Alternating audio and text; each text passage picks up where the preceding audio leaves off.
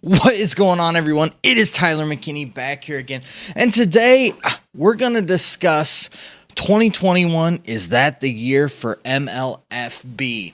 Thanks for joining me today, guys. And listen, we got some more information this week on the MLFB's season that they're supposed to be having 2021, and we're going to discuss that. Now, it came back out in December. Well, first, if you don't know what they are, they're Major League Football. And they're the company that bought all of the assets up of the AAF when the AAF folded. So they pretty much have all of the equipment from the AAF. In a nutshell, that's pretty much what it is. So they came back out in December and said, in the spring of 2021, we're going to have spring training. April, we're going to have spring training. We're going to have like a season that kind of runs through the end of July. The idea is all, up to about football training camp. Kind of give or take that thing. Players are going to make, roughly around $3,000 a week. Bonuses for winning games. We're going to have 6 teams. And that's going to be, kind of our thing. And they said they're going to have a strict operating budget of $30 million. And so they had, 10 already registered licensed teams. They had Alabama Airborne, Arkansas Attack, Florida Fusion, Northwest Empire, Ohio Union, Oklahoma Nation, Oregon Crash, Texas Independence, Utah Stan, Virginia Armada. I didn't like any of those. You know how I am about those type of names. I don't like those generic type names with it. If the logos, the colors look sweet, you know me. Give me that. Maybe I will like them. But that's kind of where I stand with them. Now, we got some more information earlier on this week, and so I kind of want to discuss it and look at it because I thought that 2021 was going to be the year for MLFB. It's kind of a mouthful to say, but it is what it is. The information that we found out is that their plans for a 16 league season is going to be, they're going to cut that down, dial it back. So they were going to do about 70 players or 420 players per team. I think that they'll probably still do that 70 players-ish, but you're going to see probably, I don't know how you could take it down any less than 4 and really call it a season. If you ask me, I think 4 is probably the least amount that you can do that. 6, I think is all right. 6 is kind of a weird number. It gives you 3 games a week. 4 teams gives you 2 games a week. That kind of makes sense. Now, they have said that those games are going to be televised, nationally televised. I don't know what that means. I mean, that could be anything from a big player deal in, an ABC, a Fox, something like that, or one of their subsidiaries, Fox Sports, ESPN2. It could be an ESPN network deal, like on ESPN3. It could be anything like a Roku channel deal. It could be an Amazon Prime deal. We just don't know, but nationally televised, meaning people will be able to see it here in the United States. Now, those of you overseas, I don't know what that means for you. That's just all that we've kind of been told. Now, they pretty much have said that because of the safety for everyone and everything right now, that they can't have stadium capacities right now, but they could have limited fans in some of these areas, and that they're going to pick the best cities for them. And I think that makes sense. And it looks like that, they've got 3 cities in mind. I would imagine it's probably their Texas city, probably Florida, because Florida is completely open, and Alabama. I mean, they're going to probably keep this thing in the South. What that does is that there's not a lot of traveling they need to do. That keeps things, fairly cost down on the traveling, and it also allows them to, to have the least amount of restrictions when it comes to, their personnel, fans, and things of that nature. So I'm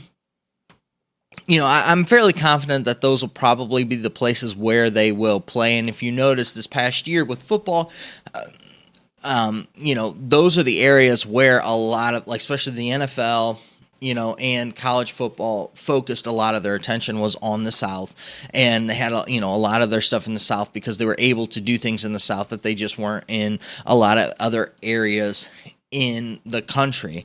They might try to get in some other markets, but I doubt it. They're touting this as a demonstration season, and they've touted all of the expenses that were incurred by Major League Baseball and the NFL for doing, the seasons this past year in 2020. But they think that they can pull off, this demonstration season with it. I had really high hopes for them with it. I think that they've taken, so the MLFB, even though they haven't been flashy as other leagues, they haven't really put themselves, kind of on that forefront, trying to, get their information out there and do that. They've been kind of doing things kind of behind the scenes, building things up. You can go buy their stock. They are a traded company and things of that nature. But you don't really get a whole lot from them. So you get bits and pieces here and there, but we don't get a lot of their daily operation stuff. That's what's going on with them and that type of thing, to where this is really an interesting one for me, because we haven't really seen a lot of publicity, a lot of marketing, a lot of stuff for them out there. They really do kind of hold on to their cash, hold on to what they've got, and really make calculated deals, which is a good thing in the business realm. However, trying to get eyes on their product, we'll see what happens as they start getting closer, because it looks like April's kind of their target date for their spring game. Spring training. Looks like they're having training camp and 3 or 4 weeks of play. So we'll see how that all translates. And the idea for them is to be done, July 2021. The idea is to get them out of there so that those players can sign with NFL teams and get right in to, get on those NFL teams and be, have a chance to work on the teams through NFL training camp, which makes sense to me. If they would have just had the normal season, I would have said 2021 for alternative football outside of NFL is going to be the MLFB's game. It's going to be, their year. They're going to be able to showcase themselves, because a lot of other leagues are targeting that 2022 date. And we saw what the Spring League had. And if you looked at what the Spring League did, the Spring League, the problem with the Spring League was it wasn't in their play. Actually, I thought that the games were fairly decent. They had a lot of talented guys. And, I think they had a lot more financial trouble than what was led on to be. I think they did a much better job of keeping it under wraps as opposed to the AAF with that. And so you saw a lot of things canceled due to COVID. But I think that they had a lot more issues than it was just COVID. I think that COVID was used to mask a lot of things for them. And that's just my personal opinion. I don't have anything to base that off of. It's just there were rumors that they were having financial issues there. And, just a lot of disgruntled players based upon things. These guys are coming in. Some guys are getting paid a whole bunch to come and then not play. And you got a whole bunch of players who are not getting paid at all, which, you're getting the opportunity to, fulfill your dream, to go after your dream. I don't necessarily know if, it's kind of one of those things to where, sometimes you have to take those risks and do those things with it. But across the board, it just seemed like that they didn't handle things well, and they had a real opportunity being the only, Hatton, the only game out there, really. I mean, outside of the NFL and stuff, to where they had a real opportunity to really take themselves place, especially with their deal with Fox Sports, but then all that stuff fell through. And then the wonky way that they did their whole, championship game, and they didn't even have the starting quarterback on the other team anymore, and so it really wasn't the championship game that you thought you would be getting between the two teams. And, I think one team only got to play one game, and it wasn't even televised, and, you had other games forfeited, so teams got to win when they didn't even do anything. It was just all convoluted, and it really just showed kind of just where the spring league actually is. But it did show one thing, that there is faith in alternative football, and people are wanting alternative football, and it's really sparking that interest back for people. And, guys are seeing, hey, people are watching it, and there's a bunch of guys out there with a lot of talent that can really thrive in this and really show just how talented that they are. And that just because they got looked over in one place doesn't mean that they're not a perfect fit for another. I think that that's one of the biggest things that I've learned with the XFL is that, even though a guy didn't make it in on one squad, doesn't mean that he's not a good player or he's not there. Just means that he doesn't fit where he was at for one reason or another, whether it be talent issues, whether it be his style of gameplay, whether it be, his philosophy, his thoughts, his style of play, him and the personnel didn't mesh well. The plays they called weren't great. Bad offensive line. It could be a whole slew of things. It just it takes a lot for a football team to come together.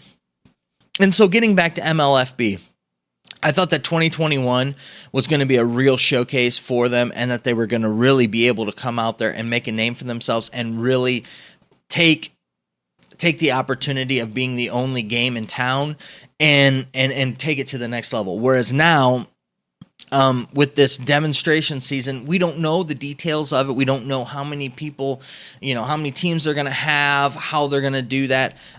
It still sounds really promising to me, but only you're only going to get a month of play out of them, which, we'll see. It's enough to showcase and make things work. Remember, we only got 5 weeks out of the XFL.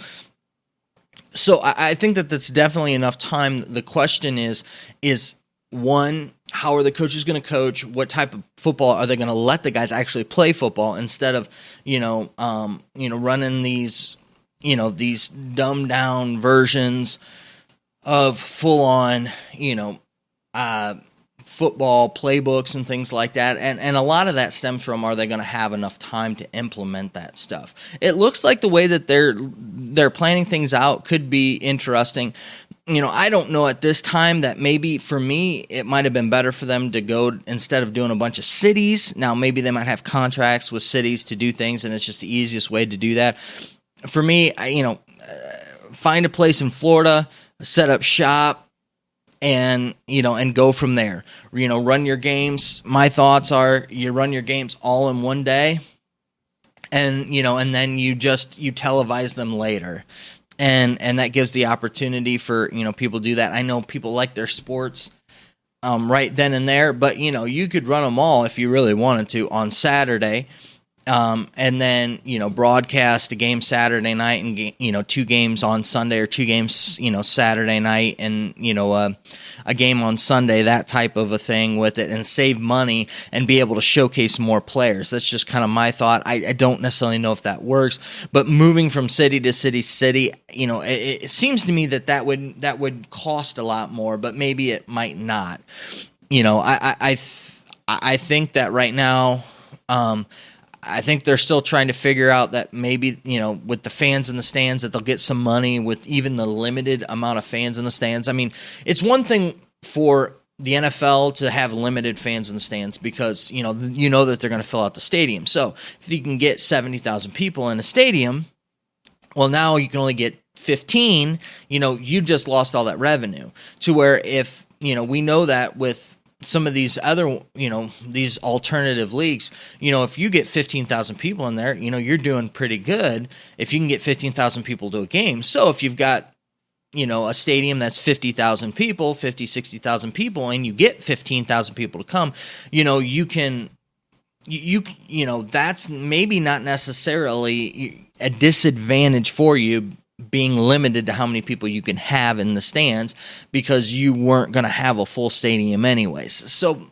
a lot of things up in the air, but we did get some information, and it is good to see that they're going to go and have a season. Now, what this demonstration season is going to look like is kind of another thing with it. But I just want to get my thoughts out there that 2021, MLFB really has an opportunity to shine here, but I will say it's already, we're late in February, and, they've only got a couple months to get themselves up and running before their training camp, and there's a lot to do that they haven't put out there, and it'll be interesting to see if they can pull it off on the marketing and the promotional side of things. We'll see what happens with that. So, like always, guys, those are my thoughts. Question always is, what do you think? I'd love to know down in the comment section. Let me know down there, and we can continue on the conversation down there. All right, I know that you're busy, and I know that I'm busy, so let's get on out of here.